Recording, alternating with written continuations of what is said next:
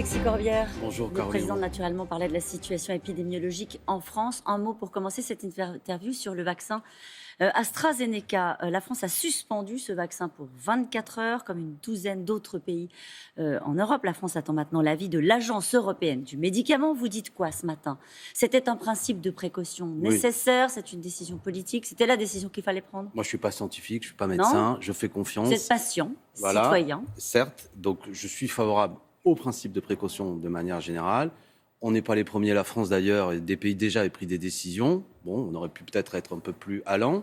Il faut vérifier, je ne sais pas ce qui a lieu. Ce que je pense, c'est qu'on doit tirer la conclusion qu'il faut élargir le vaccin, si je puis dire, le portefeuille des différents vaccins. Vous savez qu'il y a d'autres pays, dès qu'on prononce leur nom, ça fait polémique. Enfin, allez, quel que soit ce qu'on pense d'ailleurs des régimes politiques de ces pays. Mais là, on parle science, la Chine, la Russie, le Cuba. Aussi, utilisons-les. Et là, on a fait des choix, je dis l'Union européenne, qui, on voit bien, nous met en petite difficulté. Et de manière générale, là, je remets ma casquette d'élu de Seine-Saint-Denis, moi, le problème que je vois, au-delà de cet aspect-là, c'est qu'il n'y a pas assez de vaccins. Alors, on va en parler de l'absence de vaccins. J'habite une ville... 35 000 habitants, Bagnolet, il n'y a toujours pas de centre de vaccination. Montreuil, à côté, grande ville, il y en avait un, il y en a un deuxième qui vient d'ouvrir, parce que la mairie a créé les conditions, alors qu'on nous en avait annoncé 3 au mois de janvier de la part du préfet. C'est ça le problème, des gens âgés qui s'inquiètent. Monsieur le député, j'ai pris rendez-vous, j'attends. Vous avez raison, et on va parler du manque de doses. C'est le fond du problème. Et on va en parler précisément de la situation en Seine-Saint-Denis. Mais si on revient à AstraZeneca, le problème, c'est la confiance dans la vaccination. C'est comme ça qu'on avait même abordé la grande campagne de vaccination quand elle a été lancée. Quand vous entendez le Premier ministre dire la veille de l'annonce du président de la République, non, continuez à vous faire vacciner avec du vaccin AstraZeneca, sans doute qu'il n'avait pas les informations nécessaires. Mais comment ajuster le discours politique face à une situation comme celle-ci? Moi, c'est une cacophonie qui continue. On peut comprendre que beaucoup de gens s'inquiètent. On montrait du doigt ces derniers jours des personnels hospitaliers en disant il y a une défiance vis-à-vis du vaccin. On peut comprendre si des gens aussi ont ce regard. Vous dites le Premier ministre, entre le ministre de la Santé et le Premier ministre, la veille quasiment de la décision du président, alors que dans certains pays, déjà, AstraZeneca avait été suspendu. Il dit non, il n'y a pas de problème. Bon, c'est pas raisonnable. Et beaucoup de gens, après l'histoire des masques qu'il ne fallait pas porter puis qu'il faut porter, après le tester, tracé, isolé, donc concrètement, il n'y a aucune application matérielle. Moi, je connais des gens qui ont été jugés positifs, et vous aussi d'ailleurs, sans doute, tout le monde. Qu'est-ce qu'on leur a proposé pour s'isoler? Rien, vous voyez ce que je veux dire? Alors qu'on pourrait réquisitionner des hôtels, on pourrait casser les chaînes de circulation du virus, tout ça n'a pas lieu. Si je vous proposais ce matin un vaccin AstraZeneca, vous accepteriez?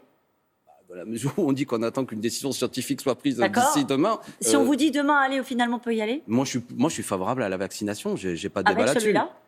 Si on me dit à l'arrivée qu'il est scientifiquement... Moi, vous avez confiance dans les instances il vaut de mieux, contrôle parce que et la sinon, pharmacovigilance. Mais après, on peut considérer aussi, et j'entends le débat, je ne le trouve pas impertinent, qu'il y a plusieurs, y compris modes de vaccins, s'il y avait différents types de vaccins, ça pourrait être intéressant pour redonner une confiance. Justement, après, que les choses soient claires, moi, à l'âge que j'ai, par rapport à mon état de santé, qui pour l'instant a l'air d'être plutôt bon... Vous n'êtes pas prioritaire. Voilà, franchement, quand je vois les personnes âgées inquiètes, elles sont prioritaires. Est-ce que vous pensez, Alexis Corbière, que l'Europe doit assumer une politique de restriction de ses exportations de vaccins? On a appris dans le New York Times il y a quelques jours qu'il y avait des vaccins européens produits en Europe qui étaient exportés dans d'autres pays. Par exemple, l'Italie a décidé de suspendre des exportations vers l'Australie. Est-ce que ça, à un moment donné, il faut dire Europe d'abord? Non, mais est-ce qu'on pourrait en produire aussi, par exemple, en France, le pays qui a inventé le vaccin vous voyez ce que je veux dire? Moi, pardon, mais on pourrait avoir une maîtrise, une souveraineté vaccinale vis-à-vis de ça. Et après, évidemment, il faut aussi aider les autres pays extra-européens à avoir des vaccins, que ce ne soit pas qu'une affaire de pays riches. Mais enfin, avant de se poser ce genre de questions, moi, je suis stupéfait que des instituts qui ont été la fierté de ce pays, je répète, l'Institut Pasteur, soient aujourd'hui, en raison de choix, de manque de financement public de la recherche, y compris que des groupes comme Sanofi ont préféré fermer des centres de recherche. 11 centres de recherche qui existaient il y a une quinzaine d'années, il n'y en a plus que 4, alors que les dividendes reversés aux actionnaires ont explosé en augmentation. C'est toujours de la politique, on y revient. Vous savez pourquoi on confine, Caroline Roux, vous le savez? C'est parce qu'il n'y a pas assez de lits aussi pour accueillir. On va reconfiner, d'ailleurs, Alexis Corbière. On va reconfiner, à votre avis? Vous êtes élu, je le rappelle, de Seine-Saint-Denis. Vous nous disiez on n'a pas suffisamment de vaccins. Mais vous savez, moi j'ai l'honneur de venir sur votre plateau, mais je n'ai aucune information. C'est ça le truc dingue. Je suis député, je n'ai aucune information. Vous les demandez ? Oui, le minimum quand même. Le Conseil de défense, c'est une instance, c'est une boîte noire où des gens, des militaires, quelques ministres se réunissent et on ne peut même pas discuter stratégie. Qu'est-ce que vous leur diriez si vous étiez à la table du Conseil de défense ? Vous leur diriez c'est un problème en Seine-Saint-Denis en ce moment, on n'a plus de place en réa.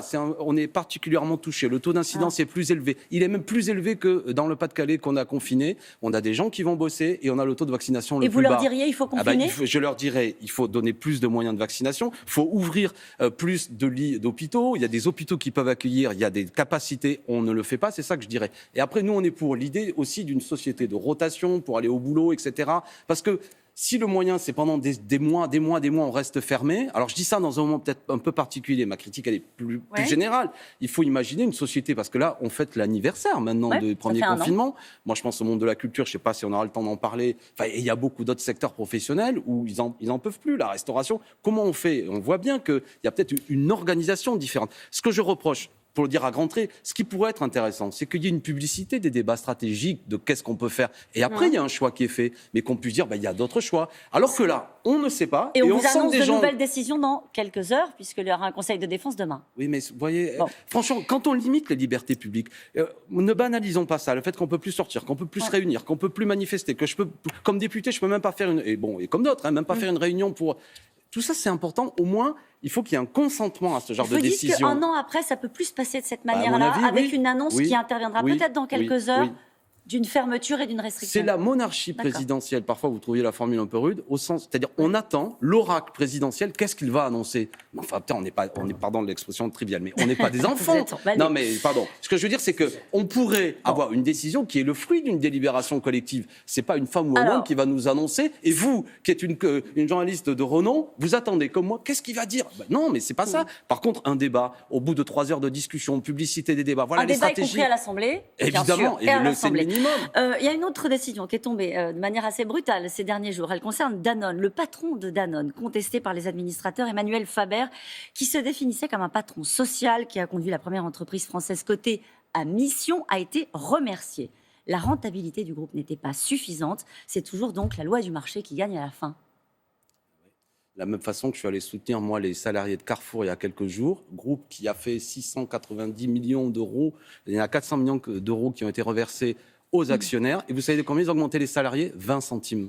D'accord ? Donc on est aujourd'hui dans un monde, pour ce qui est de Danone, où là je parle de Carrefour parce qu'on doit aller vite, mais il y a y compris des gens qui font des profits en cette période de crise, et il y a une redistribution de richesse qui est très faible. Oui, mais est-ce qu'on peut concilier la loi du marché et les ambitions vertueuses ? C'est ça que raconte cette histoire-là. Il y avait une ambition environnementale, sociale, portée par... Oui, mais je ne vais pas défendre M. Faber et Sapley, qui manifestement en interne, parce que je n'y connais pas grand-chose, et ce que je lis je connais pas grand-chose. Ce que nous dit la presse aussi, c'est qu'il avait un management assez isolé, où c'était pas très collectif. Quoi qu'il en soit, effectivement, on lui a demandé de cracher du bénéfice, il n'a pas donné ça, et tout son discours social qu'il avait a l'air d'être mis de côté. Une dernière information, le Parti communiste qui avait soutenu la candidature de Jean-Luc Mélenchon en 2012, en 2017, cette fois-ci, le Parti communiste ira sous ses couleurs à la présidentielle. Vous regrettez, vous n'avez pas réussi à séduire les communistes. On verra, ils en débattent, c'est pas totalement décidé, c'est pas ça qui est dit. Les militants auront la parole, oui. On verra. Moi, je pense qu'il faut... Non, mais si, c'est eux qui décident, c'est un parti démocratique. Et quoi qu'il en soit, c'est tout à fait normal que les uns et les autres veuillent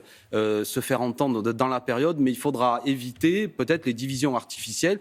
Moi, je ne suis pas pour les unions superficielles, mais il faut parler programme. Mélenchon a un programme à l'heure actuelle. Le site Nous sommes pour, j'invite à le consulter, le montre. On a sorti des revues. Venez discuter de ça.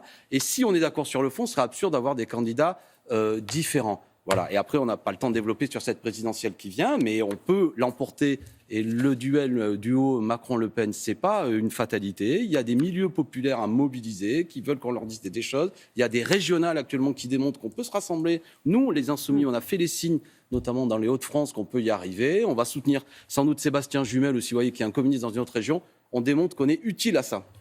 C'est dit. Merci Alexis Corbière. Merci, bon courage. C'est à vous, non ? Merci à tous les deux. Passez une bonne journée.